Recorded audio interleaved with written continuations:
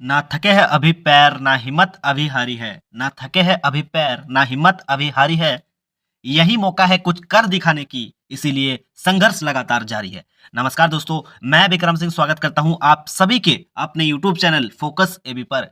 दोस्तों, आज की इस वीडियो में हम लोग जैक बोर्ड के द्वारा ऑफिशियल जारी किया गया क्लास 8 के मॉडल पेपर को आज हम लोग सॉल्व करेंगे साइंस विषय के। ठीक है, तो चलिए आइए फटाफट से हम लोग इस मॉडल पेपर को सॉल्व करते हैं और सोल्यूशन आप लोग को बताते हैं। और एक ही रिक्वेस्ट है, अगर चैनल पर आप लोग नए हैं तो प्लीज प्लीज प्लीज चैनल को सब्सक्राइब जरूर कर लीजिएगा, क्योंकि दोस्तों इस चैनल के माध्यम से आप लोगों का एग्जाम का तैयारी बहुत ही अच्छी तरीके से अच्छे ढंग से कराया जाता है। हर साल की तरह इस साल भी कराया जाएगा, तो चैनल को सब्सक्राइब जरूर कर लीजिएगा, आप ही का फायदा है। ठीक है, तो चलिए आइए, एग्जाम के लिए समय हम लोग का बहुत ही कम है और इसी कम समय में हम लोग को बहुत कुछ कर दिखाना है और बहुत कुछ करना है। ठीक है, तो मेरे साथ बने रहिए, वीडियो पे बने रहिए लास्ट तक। हर एक क्वेश्चन को अटेम्प्ट करेंगे, अच्छे से समझाऊंगा और अच्छे से सॉल्व करूंगा। तो आज हम लोग क्लास 8 के मॉडल पेपर का सोल्यूशन को करने जा रहे हैं। ठीक है, देखिए क्वेश्चन मैं आप लोग को बता देता हूँ। 50 क्वेश्चन रहेगा साइंस में और आप लोग को फुल मार्क्स रहेगा 50 मार्क्स। ठीक है, और टाइम आप लोग के लिए दिया जाएगा मात्र 1 घंटा। ठीक है, तो चलिए फटाफट से आज हम लोग साइंस विषय के सोल्यूशन को देख लेते हैं, मॉडल पेपर का क्लास 8। ठीक है, तो यहाँ पर सबसे पहले क्वेश्चन जो बहुत ही शानदार क्वेश्चन है, यहाँ पर क्वेश्चन नंबर 1 यहाँ पर दिया गया है कि सूक्ष्म जीव का निवास स्थान कहाँ है। कह रहा है कि सूक्ष्म जीव का निवास स्थान कहाँ है, तो इसका जो आंसर हो जाएगा बहुत ही अच्छी तरीके से हम लोग देख लेंगे। वायु में भी होता है और पानी में भी होता है और जीवित वस्तुओं पर भी होता है, क्योंकि दोस्तों सूक्ष्म जीव यानी कि छोटे छोटे जो जीव होते हैं, ठीक है, उनका निवास स्थान कहाँ है, तो पानी में भी होता है और वस्तु वायु में भी होता है और जीवित वस्तुओं पर भी होता है। तो यहाँ पर हो जाएगा उपयुक्त सभी, यानी कि एक का आंसर ऑप्शन नंबर डी एकदम बिल्कुल करेक्ट आंसर हो जाएगा। ठीक है, चलिए अब हम लोग देखेंगे नेक्स्ट क्वेश्चन को। ठीक है, यहाँ पर क्वेश्चन 2 यहाँ पर कह रहा है निम्नलिखित में से कौन सा रोग मच्छर से फैलता है। इनमें से कौन सा रोग जो मच्छर से फैलता है, यहाँ पर ऑप्शन है पोलियो, हैजा और रिंगवर्म और मलेरिया। तो कौन सा रोग है इसमें जो मच्छर के काटने से फैलता है, तो यहाँ पर हो जाएगा 2 का आंसर ऑप्शन नंबर डी एकदम बिल्कुल करेक्ट आंसर हो जाएगा मलेरिया। ठीक है, चलिए अब हम लोग देख लेते हैं यहाँ पर आपका क्वेश्चन नंबर 3 को। क्वेश्चन 3 में यहाँ पर पूछ रहा है कि बायोडीजल निर्माण में कौन सा सूक्ष्मजीव सहायक है, यानी कि बायोडीजल के निर्माण में कौन सा सूक्ष्मजीव सहायक है, ये आप लोग को बताना है। ठीक है, तो इसका जो आंसर हो जाएगा 3 का आंसर ऑप्शन नंबर सी एकदम बिल्कुल करेक्ट आंसर हो जाएगा। सेवाल जो है ये सूक्ष्मजीव सहायक करता है बायोडीजल के निर्माण में। ठीक है, चलिए क्वेश्चन नंबर 4 को हम लोग देख लेते हैं। ठीक है, क्वेश्चन 4 में कहा गया है निम्न में से सबसे बड़ी कोशिका कौन है। इनमें से सबसे बड़ी कोशिका कौन है, यहाँ पर ऑप्शन आप लोगों के पास, यहाँ पर अमीबा है, ठीक है, शुतुरमुर्ग का अंडा है और यहाँ पर माइकोप्लाज्मा है और यहाँ पर इनमें से कोई नहीं। तो कौन सा है दोस्तों, यहाँ पर आपको बताना है। तो 4 का आंसर क्या हो जाएगा, 4 का आंसर ऑप्शन नंबर बी दोस्तों शुतुरमुर्ग का जो अंडा है दोस्तों, ये आप लोग का आंसर हो जाएगा क्वेश्चन नंबर 4 का। ठीक है, चलिए अब हम लोग देख लेते हैं क्वेश्चन नंबर 5 को, जो आपके लिए बहुत ही ज्यादा इंपॉर्टेंट है। क्वेश्चन नंबर 5 यहाँ पर पूछ रहा है, ठीक है, कि कोशिका के किस भाग में गुणसूत्र उपस्थित है। तो कोशिका के किस भाग में गुणसूत्र उपस्थित होता है, ये आपको बताना है। तो किस भाग में उपस्थित होता है दोस्तों, कोशिका के सेल के किस भाग में गुणसूत्र उपस्थित होते हैं, तो 5 का आंसर हो जाएगा ऑप्शन नंबर ए एकदम बिल्कुल राइट आंसर हो जाएगा। केंद्रक में दोस्तों गुणसूत्र उपस्थित होता है। ठीक है, चलिए अब हम लोग देखें क्वेश्चन नंबर 6 को। क्वेश्चन 6 यहाँ पर पूछ रहा है किस धातु की भौतिक अवस्था द्रव्य रूप में होती है, यानी कि किस धातु मतलब मेटल है पर उसका जो अवस्था है दोस्तों द्रव है, यानी कि लिक्विड है। ठीक है, क्या है, लिक्विड है। कैसा है, लिक्विड है, पर क्या है, ये धातु है, मेटल है। तो यहाँ पर कौन सा होगा, ऑप्शन यहाँ पर आपके पास है जस्ता, तांबा, टीन, पारा। तो इसका राइट आंसर हो जाएगा ऑप्शन नंबर सी एकदम बिल्कुल राइट आंसर हो जाएगा 6 का सी। ठीक है, चलिए क्वेश्चन 7 को देखते हैं। क्वेश्चन नंबर 7 कह रहा है एक्सरे करने हेतु किस धातु का उपयोग किया जाता है। तो एक्सरे करने के लिए किस धातु का उपयोग किया जाता है, ये आप लोगों को बताना है। तो क्वेश्चन 7 का आंसर यहाँ पर हो जाएगा आपका डी एकदम बिल्कुल राइट आंसर हो जाएगा। लेड का प्रयोग हम लोग एक्सरे करने के लिए हम लोग इस धातु का उपयोग करते हैं। ठीक है, चलिए क्वेश्चन नंबर 8। क्वेश्चन नंबर 8 हमसे पूछ रहा है कि झारखंड के जादूगोड़ा में किस धातु का प्रचुरता विद्यमान है, यानी कि झारखंड के जादूगोड़ा जिले में, यानी कि झारखंड के अंदर, हम लोग के झारखंड के अंदर जादूगोड़ा में किस धातु जो पाया जाता है, कौन सा धातु पाया जाता है। तो कोयला है, अभ्रक है, फिर अयस्क है, फिर यूरेनियम। तो दोस्तों यहाँ पर हम लोग का जादूगोड़ा में, झारखंड के जादूगोड़े में दोस्तों यहाँ पर यूरेनियम पाया जाता है। ठीक है, तो यहाँ पर 8 का आंसर ऑप्शन नंबर सी एकदम बिल्कुल करेक्ट आंसर हो जाएगा। चलिए क्वेश्चन नंबर 9 को देखते हैं। क्वेश्चन नंबर 9 यहाँ पर पूछा है धातुओं का वह गुण जिससे उन्हें पीट कर चादर बनाई जा सकती है। धातुओं का वह गुण जिससे उन्हें पीट कर चादर बनाई जा सकती है, तो इसको हम लोग कहते हैं आघात वर्धनीयता, यानी कि 9 का आंसर ऑप्शन नंबर सी एकदम बिल्कुल करेक्ट आंसर हो जाएगा। अब तन्यता क्या है, कुचलता क्या है, लचीलापन क्या है, इसका डेफिनेशन को आपको याद कर लेना बहुत ही अच्छी तरीके से। ठीक है, चलिए क्वेश्चन नंबर 10 को हम लोग देख लेते हैं। क्वेश्चन नंबर 10 यहाँ पर पूछा गया है इनमें से ऊष्मा की सबसे कम चालक धातु कौन सी है। इनमें से ऊष्मा की सबसे कम चालक धातु कौन सी है। तो ऑप्शन है आपके पास एल्युमिनियम, चांदी, पारा, सोना। तो 10 का आंसर हो जाएगा ऑप्शन नंबर बी, क्या हो जाएगा, पारा। पारा दोस्तों क्या होता है, ऊष्मा की सबसे चालक धातु होती है। ठीक है, पारा। तो चलिए आइए देख लेते हैं क्वेश्चन नंबर 11 को। ठीक है, क्वेश्चन नंबर 11 में पूछा गया है क्वेश्चन नंबर 11, निम्नलिखित में से कौन सा घोल विद्युत का कुचालक है? इनमें से कौन सा घोल क्या है? विद्युत का कुचालक है, यानी कि विद्युत का कुचालक, सुचालक नहीं कुचालक है। ठीक है, विद्युत का कुचालक मतलब जिससे विद्युत प्रवाहित नहीं होता है। ठीक है, तो यहाँ पर हो जाएगा, क्या हो जाएगा यहाँ पर 11 का आंसर ऑप्शन नंबर डी एकदम बिल्कुल करेक्ट आंसर हो जाएगा, अशुद्ध जल। ठीक है, बाकी नींबू का रस भी एसिडिक होता है, तो ये हम लोग के लिए ये विद्युत का सुचालक है। ठीक है, चलिए अब हम लोग देखते हैं क्वेश्चन नंबर 12 को। क्वेश्चन नंबर 12 में पूछ रहा है, मतलब क्वेश्चन नंबर 12, किसी धातु पर इच्छित धातु की परत निक्षेपित करने की प्रक्रिया को क्या कहते हैं? मतलब कोई भी दोस्तों मेटल है, उस पे इच्छित धातु की परत, जो हम लोग चढ़ाते हैं उसके ऊपर, ठीक है, निक्षेपित करते हैं, उस प्रक्रिया को हम लोग क्या कहते हैं? तो उस प्रक्रिया को हम लोग कहते हैं दोस्तों, क्वेश्चन नंबर 12 का आंसर हो जाएगा ऑप्शन नंबर ए, विद्युत लेपन। ठीक है, क्या कहते हैं दोस्तों हम लोग? विद्युत लेपन। ठीक है, तो चलिए अब हम लोग देख लेते हैं क्वेश्चन नंबर 13 को। ठीक है, क्वेश्चन नंबर 13 हमसे यहाँ पर पूछ रहा है, निम्नलिखित में से किन में आंतरिक जनन होता है? तो किन में आंतरिक जनन होता है दोस्तों? ऑप्शन नंबर ए में है मछली, स्टारफिश, मेढक और मुर्गी। तो किस में होता है? तो 13 का आंसर हो जाएगा ऑप्शन नंबर डी, किस पे होता है? मुर्गी पे होता है। ठीक है, चलिए क्वेश्चन 14 को देख लेते हैं। यहाँ पर क्वेश्चन 14 में हम लोग से पूछा गया है कि हाइड्रा में जनन की विधि है, हाइड्रा में जनन की विधि है। बहुत ही ज्यादा इंपॉर्टेंट क्वेश्चन है दोस्तों, ये बहुत ज्यादा इंपॉर्टेंट क्वेश्चन है। ठीक है, ये आप लोग का ये क्लास 8 में आप लोग पढ़ रहे हैं, जबकि ये क्वेश्चन आप लोग का रेलवे में भी पूछा जाता है। ठीक है, रेलवे के एग्जाम में भी ये क्वेश्चन पूछा गया था इस बार। ठीक है, टेक्नीशियन के एग्जाम में। तो क्वेश्चन नंबर 14 का जो आंसर होगा यहाँ पर क्या होगा? हाइड्रा में जनन की विधि है, तो क्या है? तो 14 का आंसर हो जाएगा ऑप्शन नंबर बी, मुकुलन। हाइड्रा में जनन की विधि क्या है? मुकुलन है। ठीक है, तो 14 का आंसर ऑप्शन नंबर बी। चलिए नेक्स्ट क्वेश्चन को देखते हैं हम लोग, क्वेश्चन 15। क्वेश्चन 15 हमसे पूछा गया है कि पृथ्वी की सतह से ऊंचाई के बढ़ने के साथ साथ वायुमंडलीय दबाव क्या होता है? घटता है या फिर बढ़ता है, या फिर दोनों, या फिर इनमें से कोई नहीं? तो पृथ्वी की सतह से ऊंचाई के बढ़ने के साथ साथ वायुमंडलीय दबाव क्या होता है? तो वायुमंडल का दबाव क्या होता है बताओ जरा? तो 15 का आंसर होगा ऑप्शन नंबर ए, क्या होता है? घटता है। ठीक है, चलिए नेक्स्ट क्वेश्चन को हम लोग देखेंगे, क्वेश्चन 16। यहाँ पर बहुत ही ज्यादा इजी क्वेश्चन दोस्तों, दाब का ऐसा मात्रक क्या है? यानी कि आपका प्रेशर का ऐसा यूनिट पूछ रहा है, दाब का ऐसा यूनिट। ठीक है, दाब का मात्रक क्या है? तो इसका आंसर आप लोगों को कमेंट बॉक्स में बहुत ही सुंदर तरीके से आप लोगों को कमेंट करके बताना है।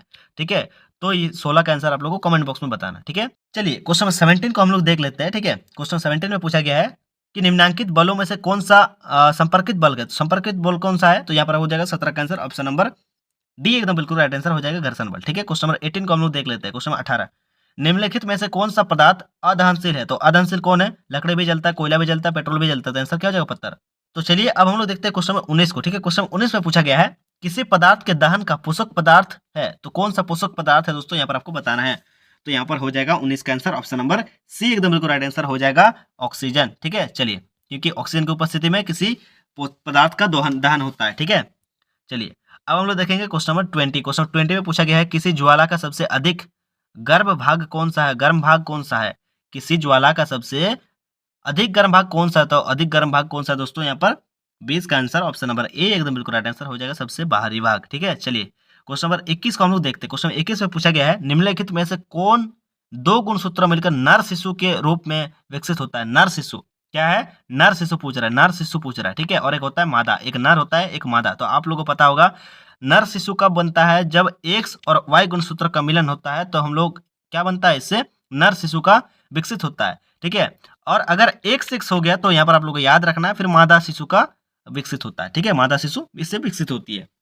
नर मतलब मेल और मादा मतलब फीमेल। ठीक है, आप लोगों को याद रहेगा। ठीक है, चलिए तो 21 का आंसर ऑप्शन नंबर बी एकदम बिल्कुल राइट आंसर हो जाएगा। तो चलिए अब हम लोग देखते हैं क्वेश्चन नंबर 22 को। क्वेश्चन 22 आपसे पूछ रहा है कि विश्व एड्स दिवस कब मनाया जाता है? तो कब मनाया जाता है दोस्तों? 22 का आंसर ऑप्शन नंबर सी एकदम बिल्कुल राइट आंसर हो जाएगा, क्योंकि 1 दिसंबर को हर एक साल विश्व एड्स दिवस मनाया जाता है। ठीक है, चलिए अब हम लोग देखेंगे क्वेश्चन नंबर 23 को। क्वेश्चन नंबर 23 में पूछा गया सवाल है हम लोग के पास, स्त्रियों में होने वाली मासिक स्राव की सामान्यता अवधि क्या है? यानी कि स्त्रियों में मासिक स्राव, ठीक है, यानी कि जो 28 दिन का सर्कुलेशन रहता है, सामान्य अवधि क्या कितने दिन का होता है? तो 22 दिन, 35 दिन, 14 दिन, 28 दिन, तो कितने दिन का होता है दोस्तों?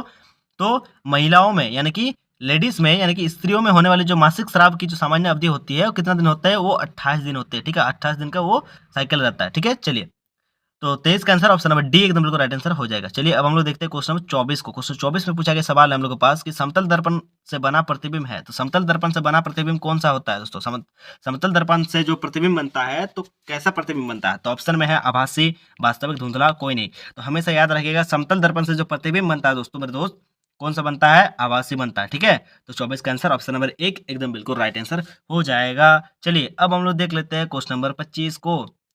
क्वेश्चन 25 में पूछा गया सवाल है कि वह यंत्र जो दृष्टि रेखा पर नहीं रहने वाली वस्तु को भी दिखा सकता है, तो उसको हम लोग क्या कहते हैं? तो उसको हम लोग कहते हैं, क्या कहते हैं? बताओ बताओ, क्या कहते हैं? पेरिस्कोप कहते हैं। ठीक है, तो 25 का आंसर ऑप्शन नंबर 1 एकदम बिल्कुल राइट आंसर हो जाएगा। क्वेश्चन नंबर 26 को देख लेते हैं। क्वेश्चन 26 में पूछा गया सवाल है, आंख में प्रवेश करने वाली प्रकाश किरणों को कौन नियंत्रित करता है? आंख में जो प्रकाश प्रवेश करती है उसको कौन नियंत्रित करती है? तो 26 का आंसर हो जाएगा यहाँ पर आपका पुतली, क्योंकि पुतली जो है प्रकाश के हिसाब से छोटा बड़ा होते रहता है। ठीक है, और वो मेंटेनेंस करता है। तो प्रकाश को कौन नियंत्रित करता है दोस्तों? ये पुतली करता है। ठीक है, तो 26 का आंसर क्या हो जाएगा? 26 का आंसर ऑप्शन नंबर ए एकदम बिल्कुल राइट आंसर हो जाएगा, पुतली। तो चलिए अब हम लोग देखते हैं क्वेश्चन नंबर 27। ठीक है, पूछ रहा है यहाँ पर कि वर्षा ऋतु में बोई जाने वाली अक्टूबर से दिसंबर तक फसल की कटाई वाली फसलें कहलाती है, तो क्या कहलाती है दोस्तों? खरीफ फसल कहलाती है। ठीक है, चलिए अब हम लोग देखते हैं क्वेश्चन नंबर 28। स्वपोषी का उदाहरण है। ठीक है, स्वपोषी का उदाहरण है। स्वपोषी मतलब जो खुद का भोजन खुद बनाती है। ठीक है, तो वो क्या है? तो स्वपोषी का उदाहरण कौन है? पेड़ पौधा दोस्तों। तो यहाँ पर ऑप्शन है हम लोग के पास, यहाँ पर गाय, तिलचट्टा, बकरी, ये सब है? ये सब नहीं है। स्वपोषी का उदाहरण कौन है? अमरूद का पौधा। ठीक है, जो प्रकाश संश्लेषण के द्वारा अपना स्वपोषी भोजन को ग्रहण करता है, बनाता है। ठीक है, तो यहाँ पर 28 का आंसर क्या हो जाएगा? ऑप्शन नंबर डी एकदम बिल्कुल राइट आंसर हो जाएगा। क्वेश्चन 29 को देख लेते हैं। क्वेश्चन 29 में पूछा गया सवाल है कि हार्वेस्टर मशीन द्वारा फसल की डैश की जाती है, क्या की जाती है? तो हार्वेस्टर मशीन के द्वारा क्या की जाती है? फसल की कटाई किया जाता है। तो 29 का क्या हो जाएगा? ऑप्शन नंबर 29 का ऑप्शन नंबर सी एकदम बिल्कुल राइट आंसर हो जाएगा। ठीक है, क्या हो जाएगा? कटाई। ठीक है, चलिए अब हम लोग देखते हैं यहाँ पर क्वेश्चन नंबर 30 को। ठीक है, क्वेश्चन नंबर 30 यहाँ पर पूछा गया है कि बड़े शहरों में रात्रि में चांद, तारे, ग्रह, उपग्रह क्यों नहीं दिखाई देता? तो क्यों नहीं दिखाई देता? तो 30 का आंसर ऑप्शन नंबर सी एकदम बिल्कुल राइट आंसर हो जाएगा। धूल धुएं से भरे आसमान में कहीं खो जाते हैं। ठीक है, चलिए तो 30 का आंसर ऑप्शन नंबर सी एकदम बिल्कुल राइट आंसर हो जाएगा। क्वेश्चन नंबर 31 को देख लेते हैं। क्वेश्चन नंबर 31, सबसे दूर का ग्रह कौन सा है? सबसे दूर का ग्रह कौन है? तो नेपच्यून है या फिर शनि है, शुक्र है, इनमें से कोई नहीं। तो 31 का आंसर हो जाएगा यहाँ पर आपका ऑप्शन नंबर ए एकदम बिल्कुल राइट आंसर हो जाएगा, नेपच्यून। ठीक है, चलिए क्वेश्चन नंबर 32 को देख लेते हैं। क्वेश्चन 32 में पूछा गया है कि खगोलीय पिंडों की दूरी को किस इकाई में मापा जाता है? तो किस इकाई में मापा जाता है दोस्तों? किलोमीटर में या फिर मीटर में, सेंटीमीटर में, प्रकाश वर्ष में? तो किस में मापा जाता है दोस्तों? तो 32 का आंसर हो जाएगा ऑप्शन नंबर ए एकदम बिल्कुल राइट आंसर हो जाएगा, प्रकाश वर्ष में मापा जाता है। ठीक है, चलिए लाइट ईयर में। नेक्स्ट क्वेश्चन को देखते हैं। क्वेश्चन नंबर 33, किस घर्षण की अपेक्षा सर्पी घर्षण कम होता है? तो किस घर्षण की अपेक्षा सर्पी घर्षण कम होता है? तो यहाँ पर आपको बताना है। तो 33 का आंसर हो जाएगा option number A, option number A. ठीक है, 33 का आंसर ऑप्शन नंबर क्या हो जाएगा? स्थैतिक घर्षण। ठीक है, चलिए क्वेश्चन नंबर 34 को हम लोग देख लेते हैं।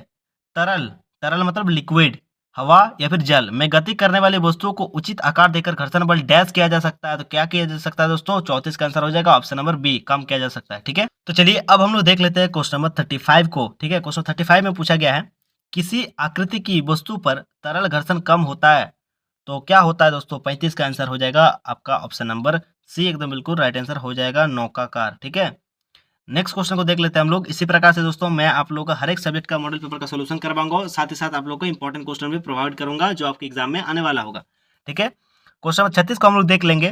प्रथम पूर्ण रूप से संश्लेषित रेशा किसे कहा जाता है? तो किसे कहा जाता है दोस्तों? तो क्या हो जाएगा यहाँ पर? नाइलॉन हो जाएगा। ठीक है, नाइलॉन। ठीक है, 36 का answer option number B. Next question को हम लोग देख लेते हैं। क्वेश्चन नंबर 37, निम्न में से किस धागे की मजबूती सबसे अधिक होती है? तो कौन सा धागा की मजबूती सबसे अधिक होता है दोस्तों? तो 37 का आंसर हो जाएगा ऑप्शन नंबर सी, नायलॉन का धागे की जो मजबूती है वो बहुत ही ज्यादा अधिक होती है। ठीक है, नेक्स्ट क्वेश्चन को देखते हैं। क्वेश्चन नंबर 38, क्वेश्चन 38 में पूछ रहा है कि दमकल कर्मचारियों के कपड़ों पर किसकी परत चढ़ी होती है? What is the coating on the cloth on the fire brigade personal?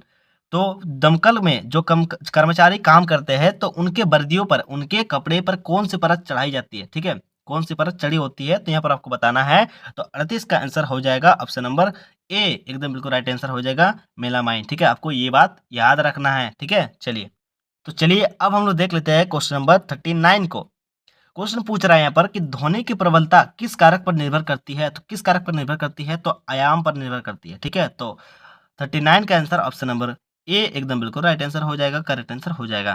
Question number 40, ध्वनि की प्रबलता घटाने के लिए हमें ध्वनि की कंपनों क्या होनी चाहिए, तो आपको बतानी है। ठीक है, तो क्वेश्चन नंबर 40 का आंसर होगा ऑप्शन नंबर डी का आयाम घटना होगा। किसका क्या होना होगा, तो ध्वनि की प्रबलता घटाने के लिए हम लोग को क्या करना होगा, आयाम हम लोग को घटाना होगा, तभी जाके हम लोग का ध्वनि की प्रबलता बढ़ेगा। तो 40 का आंसर ऑप्शन नंबर डी एकदम बिल्कुल राइट आंसर हो जाएगा। 41 को हम लोग देख लेते हैं। ठीक है, पराश्रव्य ध्वनि की कंपनियों की आवृत्ति होती है, तो क्या होती है दोस्तों, आपको बताना है। तो 20,000 एचजेड से ऊपर, हर्ट्ज के ऊपर, यानी कि 41 का ऑप्शन नंबर सी। नेक्स्ट देखते हैं हम लोग क्वेश्चन नंबर 42, रिक्टर पैमाने पर किस तीव्रता वाला भूकंप विनाशकारी माना जाता है, तो किस तीव्रता वाला भूकंप को विनाशकारी माना जाता है, तो 42 का आंसर हो जाएगा ऑप्शन नंबर डी एकदम बिल्कुल राइट आंसर हो जाएगा, 7 या उससे अधिक तीव्रता वाला। ठीक है, देखिए दोस्तों, मैं आप लोगों को यहाँ पर अच्छी तरीके से एक्सप्लेन नहीं कर पा रहा हूँ क्योंकि आप लोगों को मॉडल पेपर का सोल्यूशन का अभी सख्त जरूरत है। ठीक है, और मैं आप लोगों को जब चैप्टर वाइज कराऊंगा ऑब्जेक्टिव, क्योंकि समय बहुत ही कम है और इसी समय के बीच हम लोग को बहुत कुछ करना है, उस टाइम में आप लोग को बारीकी से एक एक चीज को एक्सप्लेन करूंगा। ठीक है, बाकी जितना हो रहा है यहाँ पर हम कर रहे हैं आप लोगों का टाइम सेविंग के लिए। ठीक है, चलिए नेक्स्ट क्वेश्चन को हम लोग देखते हैं। यहाँ पर क्वेश्चन नंबर 43, क्वेश्चन 43 में पूछा गया सवाल है यहाँ पर, वायुमंडलीय विद्युत की खोज की थी, तो किसने की थी, वायुमंडलीय विद्युत की खोज किसने की थी, तो किसने की थी दोस्तों, यहाँ पर आपको बताना है। तो 43 का आंसर हो जाएगा ऑप्शन नंबर बी, किसने की थी, बेंजामिन फ्रैंकलिन ने। ठीक है, तो आइए अब हम लोग देख लेते हैं क्वेश्चन नंबर 44 को। क्वेश्चन 44 में पूछा गया है कि ऊन से रगड़ी गई एबोनाइट की छड़ क्या करती है, तो आपको बताना है। तो 44 का आंसर ऑप्शन नंबर डी एकदम बिल्कुल राइट आंसर हो जाएगा, रेशम से रगड़ी गई कांच की छड़ को प्रतिकर्षित करती है। तो 44 का आंसर ऑप्शन नंबर डी। अब हम लोग देखते हैं क्वेश्चन नंबर 45 को, वायुमंडल में किन गैसों की वृद्धि से विश्व तापन की समस्या हो रही है, विश्व तापन की समस्या हो रही है, आपको बताना है। तो आजकल की क्या हो रहा है, आजकल कार्बन डाइऑक्साइड और मीथेन की गैसों के कारण क्या हो रहा है, विस्थापन की समस्या हो रही है, विस्थापन की समस्या हो रही है, मतलब 45 का आंसर क्या हो जाएगा ऑप्शन नंबर सी। ठीक है, नेक्स्ट क्वेश्चन को देखते हैं हम लोग, क्वेश्चन नंबर 46 को, पृथ्वी पर पाई जाने वाले विशाल विवर्तनिक प्लेटों की संख्या है, तो कितनी है दोस्तों, आपको बताना है। तो कितनी है, तो ऑप्शन नंबर ए एकदम बिल्कुल राइट आंसर हो जाएगा 6। नेक्स्ट क्वेश्चन को देख लेते हैं हम लोग, क्वेश्चन नंबर 47 को। क्वेश्चन 47 में पूछ रहा है कि ताजमहल में लगे पत्थरों का क्षरण हो रहा है, इसका मुख्य कारण क्या है, तो इसका मुख्य कारण क्या है दोस्तों, अम्लीय वर्षा, एसिटिक रेन के कारण हो रहा है। नेक्स्ट क्वेश्चन देखते हैं, क्वेश्चन नंबर 48, द्वितीय प्रदूषक है, द्वितीय प्रदूषक कौन है दोस्तों, यहाँ पर आपको बताना है। तो कौन है, तो 48 का आंसर ऑप्शन नंबर डी एकदम बिल्कुल राइट आंसर, सल्फर एवं नाइट्रोजन के अम्ल। नेक्स्ट क्वेश्चन 49, कुछ प्रजातियों का विलुप्त होने और गायब होने के क्या कारण है, तो क्या कारण है आपको बताना है। तो यहाँ पर है, देखिए यहाँ पर आपका क्या कॉम्पिटेंसी वाला क्वेश्चन है, फंसाया गया है किस तरीके से। यहाँ पर आपका यहाँ पर 1 नंबर में दिया है आवासों का विनाश, पेड़ लगाना, वनों का संरक्षण और शिकार। देखिए आवासों का निवास ये भी हो सकता है, पेड़ लगाने से तो क्या होता है, हम लोग के प्रकृति में प्रजातियों के लिए अच्छा ही होता है, वनों का संरक्षण भी हम लोग के लिए अच्छा ही होता है। ठीक है, यहाँ पर शिकार बहुत ही नहीं हो सकता है, क्योंकि मान लीजिए किसी भी जो प्रजातियां मान लीजिए विलुप्त हो गई है, तो उसके कारण ये हो सकता है कि उसका आवास का विनाश हो गया होगा या फिर उसको शिकार कर लिया होगा। ठीक है, तो 49 का आंसर यहाँ पर हो जाएगा, मतलब 1 और 4, यानी कि इसका आंसर ऑप्शन नंबर डी एकदम बिल्कुल राइट आंसर हो जाएगा। क्वेश्चन 50 को देख लेते हैं, जो हम लोग का लास्ट क्वेश्चन है और हम लोग का आखिरी क्वेश्चन है, यानी कि हम लोग का क्वेश्चन नंबर 50, पेट्रोलियम का कौन सा उत्पाद सड़क निर्माण हेतु उपयोग में लाया जाता है, तो पेट्रोलियम का कौन सा उत्पाद सड़क निर्माण हेतु उपयोग किया जाता है, तो कोक या फिर गैस या फिर बिटुमेन या पेट्रोल। इंग्लिश में इसका क्वेश्चन दिया गया है कि which product of petroleum is use for road construction, तो इसका आंसर हो जाएगा बिटुमेन, क्या बिटुमेन। तो 50 का आंसर हो जाएगा यहाँ पर ऑप्शन नंबर सी एकदम बिल्कुल राइट आंसर हो जाएगा बिटुमेन। ठीक है, तो दोस्तों इसी प्रकार आज की इस वीडियो में हम लोग class 8 JAC board class 8 science विषय के टोटल 50 क्वेश्चन को, टोटल 50 आउट ऑफ 50 क्वेश्चन के एमसीक्यू को जो मॉडल पेपर में दिया गया था उसको हम लोग सॉल्व कर लिए है। तो आप लोगों को वीडियो को बार बार देखना है, एक बार समझ में नहीं आए तो 2-3 बार देखना है, लेकिन आप लोगों को ये चीज करके जाना है। तो इसी प्रकार से आप लोगों के लिए लगातार बाकी सारे सब्जेक्ट का भी यहाँ पर आप लोग का वीडियो अपलोड होगा, तो चैनल को सब्सक्राइब कर लीजिए, अपने दोस्तों को शेयर कर दीजिए। चलिए मिलते हैं नेक्स्ट वीडियो में। जय हिंद, जय भारत, भारत माता की जय।